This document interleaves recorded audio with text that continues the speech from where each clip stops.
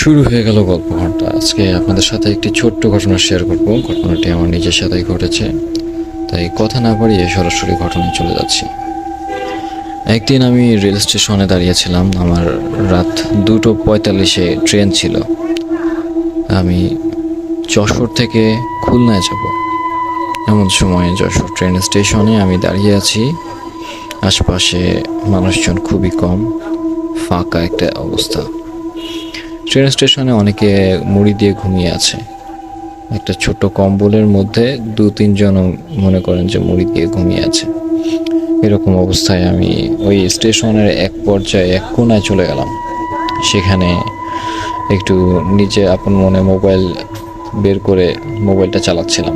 চিন্তা করলাম যে আশেপাশে যদি মানুষজন থাকে তাহলে কখন কে আমার হাত থেকে মোবাইলটা ছিনিয়ে নিয়ে যাবে কে জানে।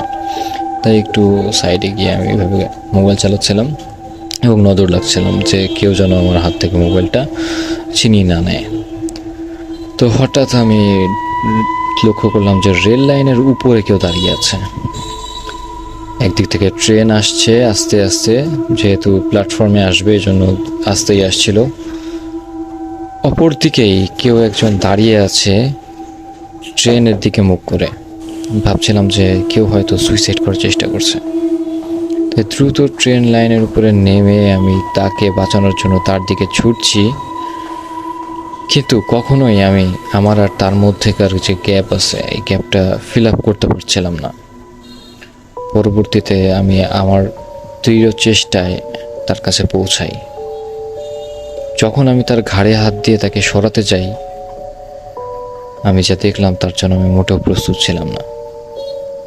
দেখলাম তার মুখটা পুরো একটি কঙ্কালে রূপান্তরিত হয়েছে। চোখ দুটা বাইরে ঝুলছে আর সে আমার দিকে তাকিয়ে আছে ওই সেই ঝোলা চোখ দিয়ে। মুখ থেকে রক্ত ঝরছে আর গ্যাজলা পড়ছে একবারে।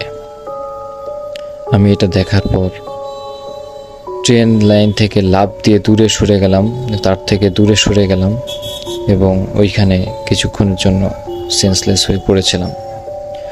পরে যখন সেন্স আসলো তখন দেখি ট্রেন থেমে আছে এবং যাত্রীরা নামছে। তখন আমি ট্রেনে উঠে সাবধানে আমার বাড়িতে চলে আসি। এই ঘটনা যার সাথে শেয়ার করেছি সবাই বলতে চায় হয়তো আমার হ্যালুসিনেশন ছিল, আদারওয়াইজ আমি স্বপ্ন দেখছিলাম।